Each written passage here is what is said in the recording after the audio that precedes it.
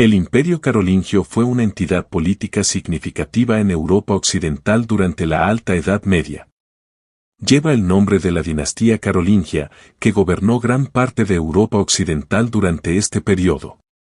La figura más destacada del imperio, Carlomagno, desempeñó un papel crucial en su expansión y en el renacimiento del aprendizaje y la cultura conocido como el Renacimiento carolingio.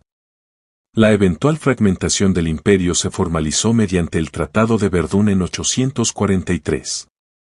Este video explorará el ascenso del imperio carolingio bajo Carlomagno, la revitalización cultural e intelectual durante el Renacimiento carolingio y la división del imperio a través del Tratado de Verdún. Carlomagno, el arquitecto del imperio carolingio. Primera vida y ascenso al poder. Carlomagno, también conocido como Carlos el Grande, nació alrededor del 2 de abril del 748, hijo de Pipino el Breve y Bertrada de Laon. Su abuelo, Carlos Martel, ya había sentado las bases de la dinastía carolingia al derrotar a los ejércitos musulmanes en la batalla de Poitiers en 732. Tras la muerte de Pipino en 768, el reino franco se dividió entre Carlomagno y su hermano menor, Carlomán. La coexistencia de los dos hermanos fue tensa, pero la muerte repentina de Carlomán en 771 permitió a Carlomagno asumir el control de todo el reino franco. Campañas militares y expansión. El reinado de Carlomagno está marcado por numerosas campañas militares que expandieron significativamente el reino franco. Su primera gran campaña fue contra los lombardos en Italia. En 774, Carlomagno cruzó los Alpes, derrotó al rey lombardo Desiderio y tomó el título de rey de los lombardos. Esta conquista no solo expandió su reino, sino que también estableció su dominio sobre el norte de Italia. Las campañas de Carlomagno contra los sajones fueron de las más largas y brutales. Los sajones, un pueblo pagano que vivía en la actual Alemania, resistieron ferozmente el control franco. Desde 772 hasta 804, Carlomagno libró una serie de guerras contra ellos, que culminaron con su eventual subyugación y conversión al cristianismo. La conquista de los sajones extendió el imperio carolingio hasta el río Elba y consolidó la reputación de Carlomagno como un formidable líder militar. En 778, Carlomagno lanzó una expedición a España para ayudar al emir musulmán de Zaragoza contra el califato omeya de Córdoba. Aunque esta campaña no fue completamente exitosa, condujo a la creación de la Marca Hispánica, una zona de amortiguamiento entre el imperio carolingio y la España musulmana. Carlomagno también aseguró sus fronteras orientales al subyugar a los ávaros, un pueblo nómada que se había asentado en la cuenca del Danubio. Entre 791 y 796, lanzó varias campañas que resultaron en la destrucción del Kaganato ávaro y la incorporación de su territorio al imperio. Coronación como emperador. El punto culminante de los logros de Carlomagno llegó el día de Navidad del año 800. Durante una visita a Roma, el Papa León III coronó a Carlomagno como emperador de los romanos en la Basílica de San Pedro. Este evento marcó el renacimiento del Imperio Romano de Occidente y el establecimiento del Imperio Carolingio como su sucesor.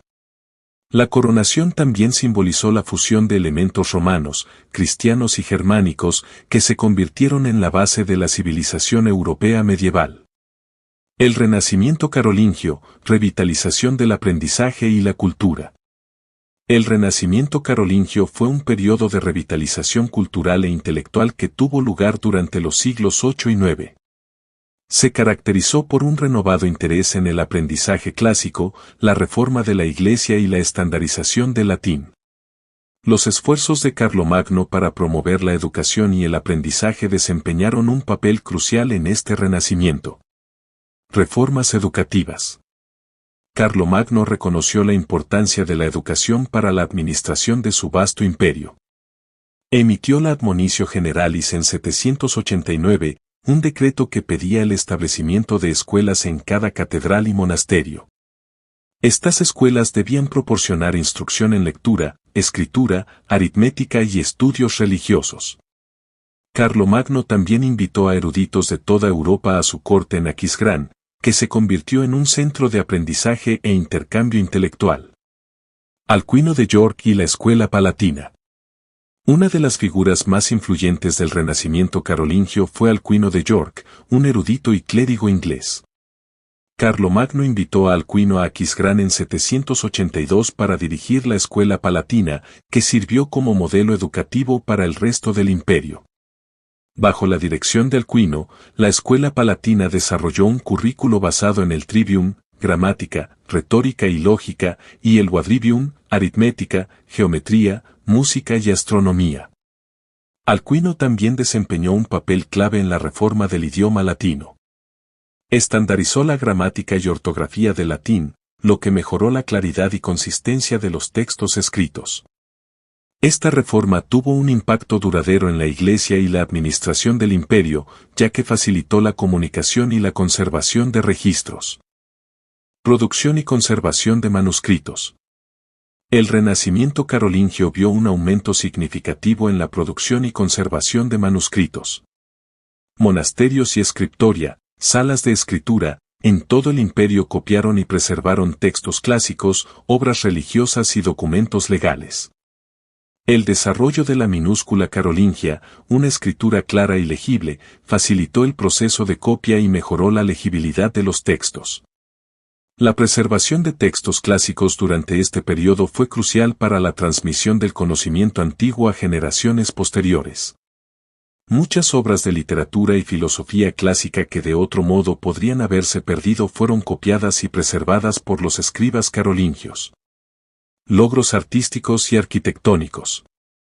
El Renacimiento carolingio también vio un renacimiento de los esfuerzos artísticos y arquitectónicos. Carlomagno buscó emular la grandeza del Imperio romano construyendo edificios impresionantes y comisionando elaboradas obras de arte. La Capilla Palatina en Aquisgrán, construida entre 792 y 805, es un ejemplo destacado de la arquitectura carolingia.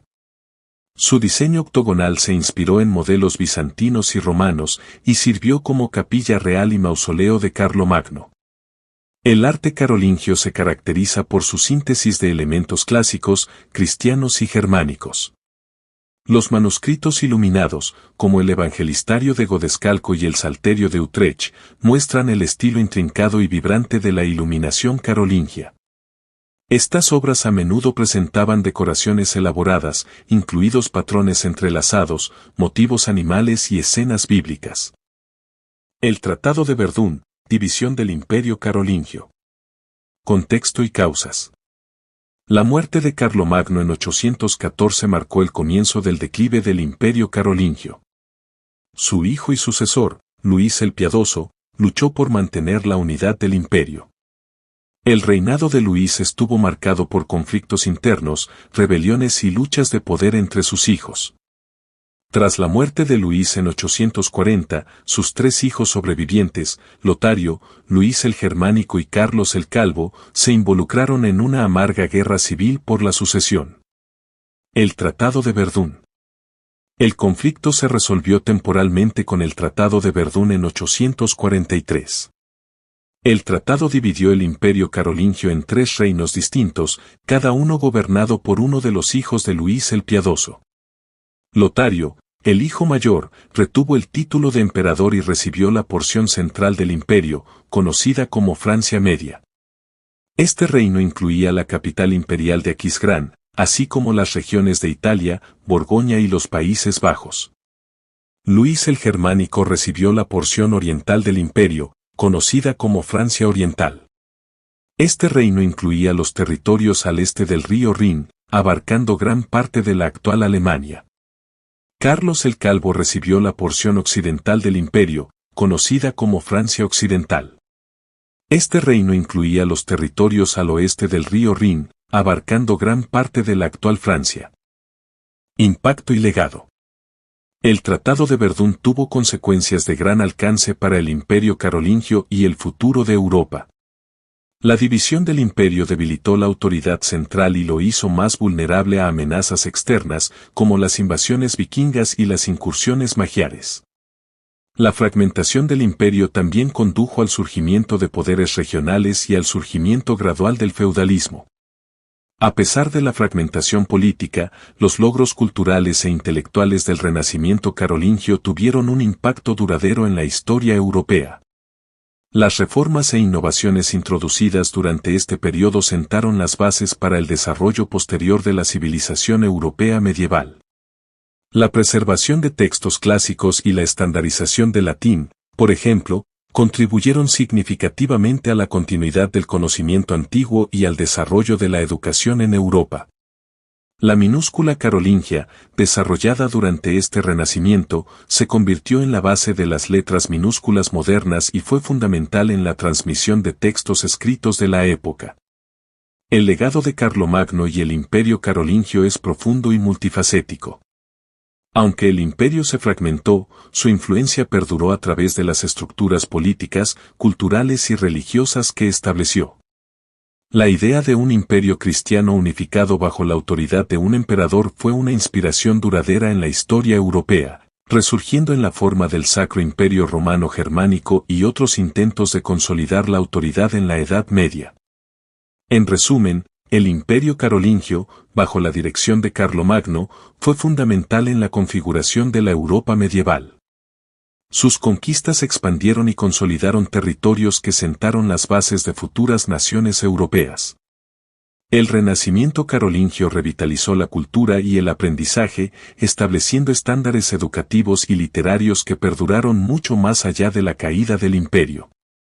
Finalmente, aunque el Tratado de Verdún marcó el fin de la unidad política carolingia, el impacto del imperio en la historia europea sigue siendo innegable.